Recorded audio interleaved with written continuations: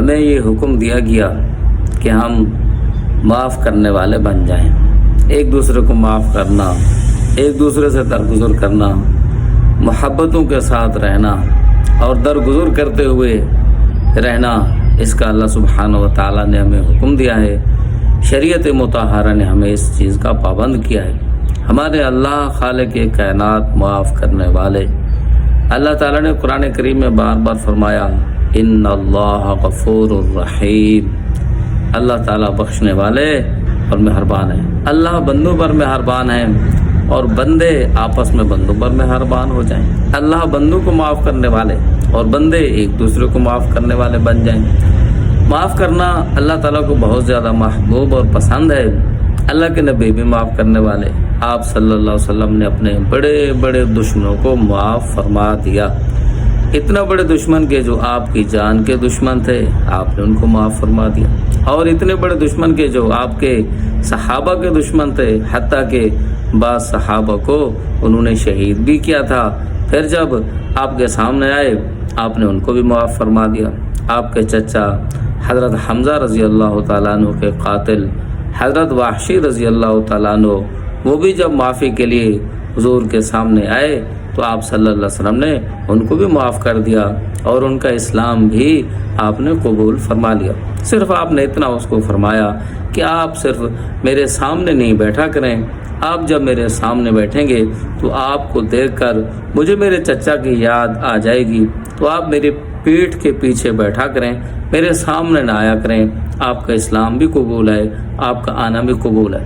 حالانکہ آپ کے پیارے چچا تھے حضرت حمزہ رضی اللہ تعالیٰ عنہ، آپ کے محبوب چچا تھے، ہر جگہ پہ آپ کی خیر خواہی فرماتے تھے۔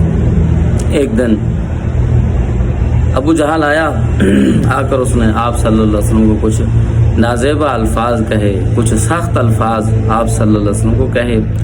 حضرت حمزہ رضی اللہ تعالیٰ عنہ کی ایک باندی تھی، انہوں نے یہ الفاظ سنے، جیسے سنے تو جیسے حضرت حمزہ رضی اللہ تعالیٰ عنہ باہر سے کہیں سے واپس تشریف لائے، اس وقت حضرت حمزہ رضی اللہ تعالیٰ عنہ شکار پر گئے ہوئے تھے۔ وہ سادہ زمانہ تھا اور اس وقت شکار بھی ہوا کرتے تھے، وہ لوگ کبھی کبھار شکار پر بھی جایا کرتے تھے، پرندوں کا شکار، خرگوش کا شکار، اس طرح۔ تو وہ شکار سے واپس آئے، ان کے ہاتھ میں وہ ہتھیار بھی تھے، وہ آلات بھی تھے شکار کرنے کے۔ تو حضرت حمزہ رضی اللہ تعالیٰ عنہ کی باندی نے ان کو بتایا کہ آپ کے بھتیجے محمد صلی اللہ علیہ وسلم کو آج ابو جہل نے حرم کے اندر بہت سخت باتیں کہی ہیں، بہت سخت الفاظ میں ان سے بات کی ہے۔ تو حضرت حمزہ رضی اللہ تعالیٰ عنہ جو چیزیں ان کے ہاتھ میں تھیں سیدھے گئے ابو جہل کے پاس۔ ابو جہل اپنے دوسرے لوگوں کے ساتھ بیٹھا ہوا تھا، تو حضرت حمزہ رضی اللہ تعالیٰ عنہ نے ان کے ہاتھ میں جو تلوار تھی، تلوار کے دستے سے ان کے سر پہ مارا، تلوار کا دستہ ابو جہل کے سر پہ مارا، اس کا سر زخمی ہو گیا۔ اپنے پیارے بھتیجے کا بدلہ لے کر پھر حضور کے پاس آئے اور آ کر بتایا، اے میرے بھتیجے، میں آپ کا بدلہ ابو جہل سے لے کر آ گیا ہوں۔ تو حضور صلی اللہ علیہ وسلم نے فرمایا، اے میرے چچا، مجھے اس بات سے اتنی خوشی نہیں ہے، مجھے خوشی اس بات سے ہوتی کہ آپ اسلام میں داخل ہو جاتے۔ اس وقت حضرت حمزہ رضی اللہ تعالیٰ عنہ ابھی تک مسلمان نہیں ہوئے تھے، تو آپ نے اپنے بدلے سے اتنی خوشی محسوس نہیں کی۔ آپ نے کہا، میرے چچا، اگر آپ مسلمان ہو جاتے تو مجھے اس سے بہت بڑی خوشی ہوتی۔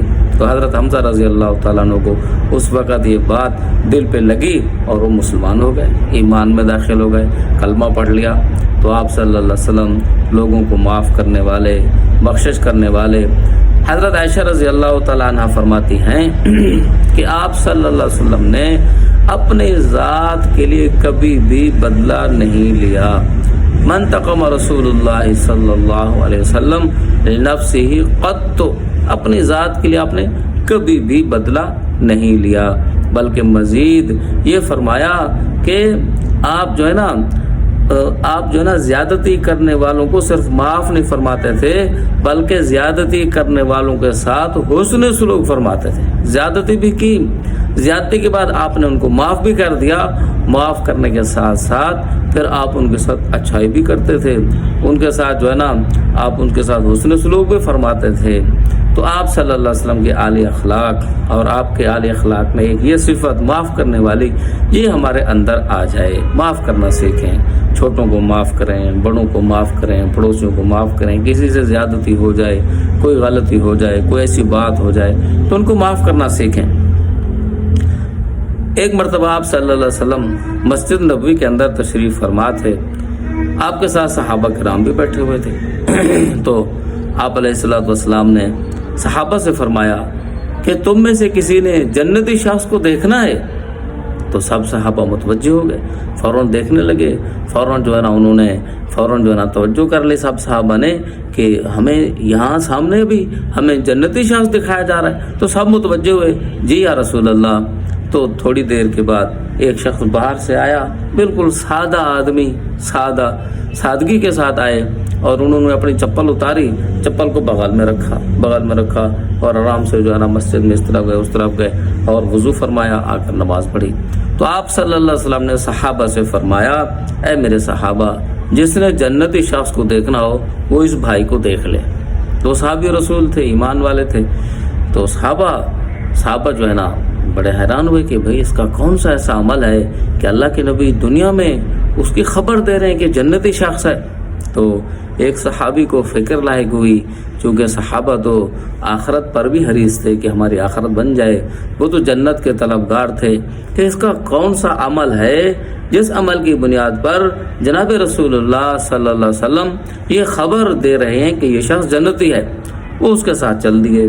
ان کو کہا کہ بھائی میں آپ کا مہمان بنتا ہوں. ان کے دل میں یہ بات آئی کہ جا کر ان کے گھر پہ ٹھہرتا ہوں، جا کر ان کے گھر پہ رکتا ہوں، ان کے اعمال دیکھوں گا، ان جیسے اعمال میں بھی اختیار کروں گا. تو جا کر اس کے گھر پہ ٹھہرے. ایک دن گزرا، 2 دن گزرے، 3 دن گزرے. صحابہ رضی اللہ تعالی عنہم اجمعین کا یہ تو عام معمول تھا، نمازوں کی پابندی، قرآن کریم کی پابندی اور ذکر اذکار کی پابندی اور ساتھ ساتھ تہجد کی پابندی. یہ تو صحابہ کرام میں رضی اللہ تعالیٰ عنہم اجمعین میں ایک عام معمول تھا، جو ضروری عمل تھا، جو ہر ایک کرتا تھا. تو صحابی نے ایک رات دیکھا، دوسری رات دیکھا، تیسری رات دیکھا، کوئی ایسا خاص عمل الگ سے تو ہے نہیں، وہی ہیں جو اعمال ہم کرتے ہیں وہ یہ کرتے ہیں. تیسرے دن پھر بالآخر ان صحابی سے پوچھ لیا، بھائی میں آپ کے پاس اس لیے مہمان ہوا ہوں، مجھے آپ کے آنے پر آپ صلی اللہ علیہ وسلم نے صحابہ کے درمیان یہ خبر دی ہے کہ یہ شخص جنتی ہے. میں تو آپ کے اعمال دیکھنے آیا تھا، آپ کا ایسا کون سا عمل ہے جس بنیاد پر آقا نبی کریم صلی اللہ علیہ وسلم نے آپ کے لیے جنت کی خوشخبری دی ہے. تو وہ صحابی کہنے لگے، بھائی میرے تو اور تو کوئی اعمال نہیں ہے، یہی اعمال ہیں جو میں نے آپ کے سامنے کیے، جو آپ نے دیکھ لی، یہی میرے اعمال ہیں. تو وہ صحابی جو مہمان بن کر گئے تھے انہوں نے اصرار کیا، نہیں بھائی کوئی خاص بات ہے، ایسے تو ہم بھی کرتے ہیں اور صحابہ بھی کرتے ہیں. آپ کے لیے امام الانبیاء نے اپنے سچی مقدس زبان سے اس بات کی جب خبر دی ہے تو کوئی اور عمل آپ کا ضرور ہے. تو صحابی کہنے لگے، بھائی میرا اور تو کوئی عمل نہیں ہے، بس ایک عمل ہے میرا کہ میں جو ہے نا جب سوتا ہوں، سوتے وقت سب کو معاف کر کے سوتا ہوں. یا اللہ میں نے سب کو معاف کیا، تو یہ ایک میرا عمل ہے. تو صحابی کہنے لگے، واللہ یہی عمل ہے جس کی وجہ سے جناب نبی کریم صلی اللہ علیہ وسلم نے آپ کے بارے میں یہ خبر دی کہ یہ شخص جنتی ہے. تو دیکھو بھائیو، سب کو معاف کرنا، سب کو معاف کرنا. یا اللہ جس نے ہمارے ساتھ زیادتی کی، ہمارا حق دبایا، ہمیں تکلیف دی، یا اللہ ہم نے سب کو معاف کیا. اور یہ سنت، اس صحابی کی یہ سنت ہم جو ہے نا ابھی سے نیت کریں، ارادہ کریں، آئندہ سوتے وقت یہ نیت ضرور کریں گے کہ یا اللہ ہم نے سب کو معاف کیا ہے. تو انشاءاللہ اللہ سبحانہ و تعالی ہمیں بھی ضرور معاف فرما دیں گے.